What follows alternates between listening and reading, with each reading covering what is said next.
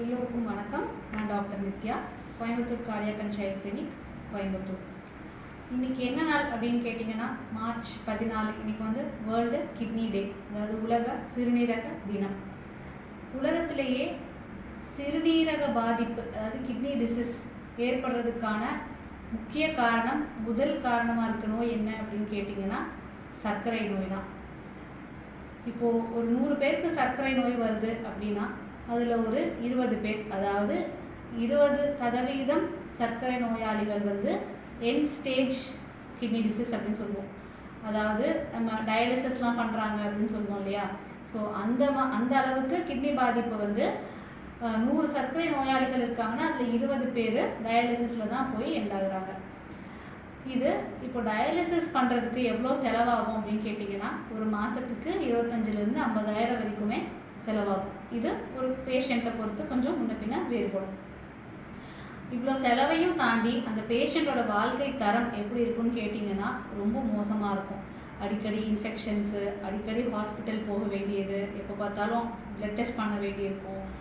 Dialysis பண்ணுற பேஷண்ட்லாம் கேட்டிங்கன்னா நம்ம ஏண்டா வாழ்கிறோம் அப்படின்ற அளவுக்கு வருத்தப்படுவாங்க. அந்தளவுக்கு அவங்களோட வாழ்க்கை தரமும் மோசமாக தான் இருக்கும். இதில் நம்ம கவனிக்க வேண்டிய இன்னொரு விஷயம் என்ன அப்படின்னு கேட்டிங்கன்னா, நமக்கு பிறக்கும்போது 2 கிட்னிக்கும் சேர்த்து நம்ம நெஃப்ரான்ஸ் அப்படின்னு சொல்லுவோம். நெஃப்ரான்ஸ் அப்படின்னா நம்ம கிட்னியோட ஃபங்க்ஷனல் யூனிட், அதாவது இந்த நெஃப்ரான்கள் சேர்ந்தது தான் நம்மளோட கிட்னி. ஒரு 20-25 லட்சம் நெஃப்ரான்ஸ் இருக்கும் ஒருத்தரும் பிறக்கும்போது குத்து மதிப்பாக. இது நம்ம பிறந்ததுக்கப்புறம் ஒரு நெஃப்ரான் கூட புதுசாக உருவாகாது. நமக்கு பிறக்கும்போது எவ்வளோ நெஃப்ரான்ஸ் இருக்கோ அதை வச்சு தான் நம்ம வாழ்க்கை பூரா நம்ம வாழணும். இப்போது இந்த சர்க்கரை நோயால் நமக்கு இந்த நெஃப்ரான்கள் பாதிக்கப்படும் போது, அதாவது டயபெட்டிக் நெஃப்ரோபதி அப்படின்னு சொல்லுவோம், இந்த சர்க்கரை நோயால் சிறுநீரகம் பாதிக்கிறது. இது பாதிக்கும் போது நமக்கு வந்து பாதிக்கப்பட்ட நெஃப்ரான்கள், செயலிழந்த நெஃப்ரான்கள் செயலிழந்தது தான். அதை வந்து நம்ம திருப்பி செயல்பட வைக்கவே முடியாது. நம்ம மிச்சம் இருக்கிற நெஃப்ரான்ஸை எப்படி பாதுகாக்கிறோம் அப்படிங்கிறது தான் நம்ம பார்த்துக்கணும்.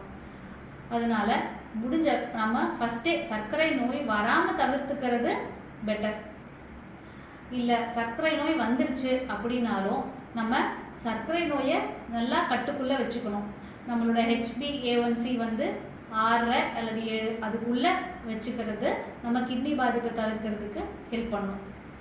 ஸோ நம்ம சர்க்கரை நோய் வராமல் பார்த்துக்கிறதும், சர்க்கரை நோய் வந்திருந்தாலும் அதுக்கப்புறம் அதை வந்து நம்ம கட்டுக்குள்ளே வச்சுக்கிறதும் தான் நம்மளோட சிறுநீரக பாதிப்பை தவிர்க்கிறதுக்கு நமக்கு உதவி பண்ணும். அதனால் சர்க்கரை நோயை தவிர்ப்போம், சர்க்கரை நோயை கட்டுக்குள் வைப்போம், சிறுநீரகத்தை காப்போம்.